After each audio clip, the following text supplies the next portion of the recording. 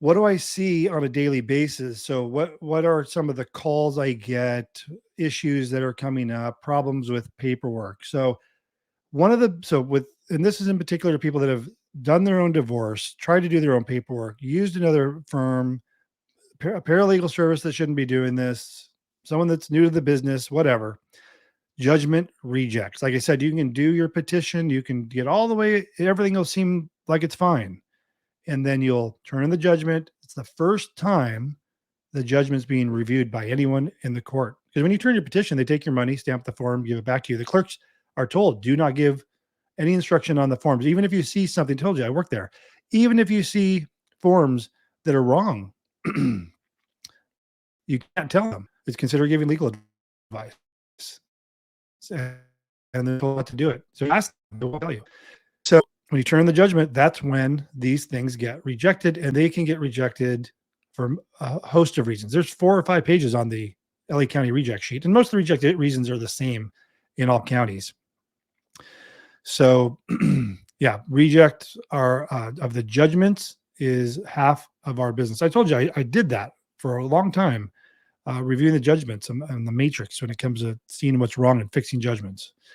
Petition reject. So again, the petition doesn't get rejected when you file the petition, but when you submit your judgment and they review it and the judgment gets rejected, and if it was one of the causes is because the petition was done incorrectly, that is an issue. And then you have to basically start from scratch. You have to do your entire divorce from scratch. You don't have to pay the fees again. You get one amendment of your summons and petition, but one chance to fix it. So if you've already done your second amendment and you come to me and it's still wrong, we just had that happen. They filed a petition and summons and messed it up, amended it. Oh, this is the same case I was telling you about earlier that the proof of service had the error, and this is someone that was doing their own divorce. So I'll take it easy on them. But when they amended the petition, they made a different mistake, and we've seen that before as well. So we are trying to push that judgment through again, and hopefully they will let it slide and not make us file a third amended, because to do that, actually it's a second amended. So you have your petition, first amended, second amended. So it'd be the second amended petition requires a hearing. And this was at Van Nuys. So Van Nuys is they're prickly over there, if you know what I mean. So judgment rejects, petition rejects, they can all cause rejects. Cases taking years.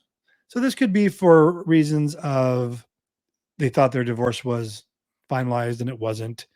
It could be working with an attorney and they're not moving your case through the courts fast enough. You know, we move those cases fast. We usually have our cases done in a week. If you come to us with a full agreement in place, like you guys have already talked about everything, we'll have your divorce done in a week. I mean, it's not going to be officially divorced in 6 months still in California, but we'll have the paperwork done. You'll have electronically signed it all. We'll talk about that later. You would have had it e-signed and e-notarized if you're in LA County. I'll talk about that later. So we move fast. We don't do step 1, step 2, step 3, step 4, or however many steps the court breaks it into, or however they do that online. It's nonsense. We crush it and do it all together, all at once, all in one go. If you get us the information, we have all the paperwork done, e-signed. Certain things procedurally have to be dated at different times. And so we just won't have you date a particular form until a certain form can be filed. So like we have a petition filed on a certain date. We have to wait a certain period of time, like 30 days or 40 days, depending on how it was served, to file the request to enter default. We will predate that. So the court, because what will happen is our clients, if they're hand signing, they always date the 165. And because the paperwork is done so soon, they've dated it too soon. It has to be after a specific period of time. So through electronic signatures, we can insert the dates automatically that we pre-program. Other things I see. The case is taking years, again, through attorneys or just the paralegals not following up, or because of multiple rejects. It can take, in some counties, 2 months, 3 months to get the approval or reject. For instance, today, what do we have? So Orange County, and I do videos on these little YouTube shorts to just for information. People find our videos.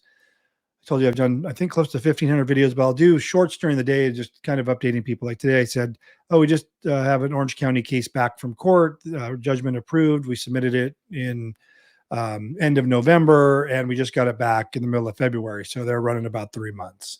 And so I'll do that.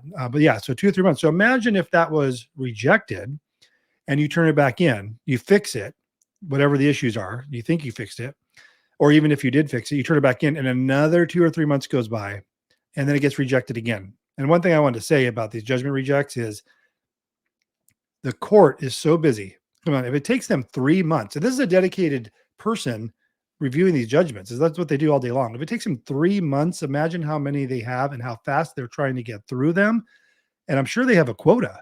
So what they'll do is when you're representing yourself and you don't have an attorney or you don't have someone like myself submitting on your behalf under our cover letter, they're already looking for reasons to reject it. They know you don't know what you're doing. It's obviously in 99.9% time your first divorce, and it's going to be wrong.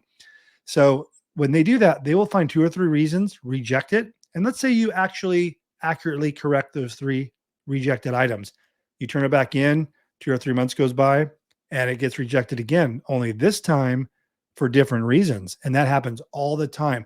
I told you there's people that have them rejected multiple times, 4, 5, 6 times. Sometimes they're the same issue. Many times they're always new issues. There's so much wrong with their judgment. The court is not going to go through and say, fix these 25 things. They just don't have time. They're going to find 3 things. Maybe it's the first 3 things that catches their eye or the first 3 documents they file, they review, reject it, and they know they're not going to deal with that for another 3 months. So yeah, it can get bad. And so I think I did a video today where we had a client who wanted us to just file their response, actually, because they think it was going to be contested. So she just wanted us to file their response. And so we did that and we e-filed it. And we've kept in touch and say, hey, we can finalize your divorce, but we don't handle the contested side of things. So she said, well, if we come to agreement, we'll come back to you. So this was about a year, 18 months ago. And suddenly in the last 4 months, because I did the initial e-file of the response, they're attempting to submit their judgment. And I keep getting notified because I'm on the service list through our e-file provider. And so I keep getting notified that they're trying to turn their judgment. And it's been like 5 times they're trying to turn in their judgment. I emailed her and said, hey, I'm getting notified every time, by the way. I'm still here. If you guys are obviously amicable that you're turning in your judgment, but you're having so many problems. And I can see the reject reasons. A lot of times they're the same. And then there's additional ones every time, but there's a whole host of reject items. And it's just not their fault. It's very complicated to get through a divorce. So other things I see with issues with people not doing the right paperwork or understanding the rules, the laws, if you will, not understanding child support, not understanding spouse support. So with child support is mandatory. We have clients, despite that, say, Tim, how can we get no child support? Like, we know there's probably be child support, but we don't want there to be child support. The answer is yes. But if you don't understand what I'm saying, or you're new to this, the courts say child support is mandatory. And it is. You can't waive it. Just saying the word waive is just, you're using the wrong language. So what has to happen is you have to retain the court's jurisdiction over child support. You can ask for what's called a non-guideline order. I'm getting into the weeds here a little bit. So if you are an LDA or whoever, paralegal watching this might help you. You attach a non-guideline order to your child support order, your 342, and that solves the problem. I'm not going to go into details on that. Spouse support. A big issue with people trying to do their own divorce is when they're trying to terminate spousal support on long-term marriages. Well, that requires a special waiver language. The court is rude. The clerks are mean. They will not give you legal advice. They'll say, we cannot terminate jurisdiction over spouse support because you do not provide the appropriate waiver language. See in rea vomaca. And that's a court case that talked about how to, what the criteria are for terminating spousal and long-term marriage. And the short story on that is, if you have long-term marriage, if you have a marriage of 10 years or longer, the court considers it a long-term marriage. And the general rule is jurisdiction will remain over the issue regardless, unless both parties sign this waiver. And there's like a page and a half of language that you're never going to know, but the court won't give that to you.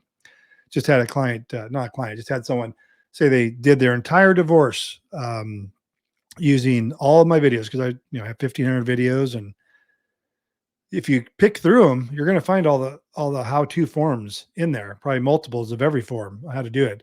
But his judgment was rejected because he did not insert the language trying to terminate spouse support that he agreed to on a long-term marriage.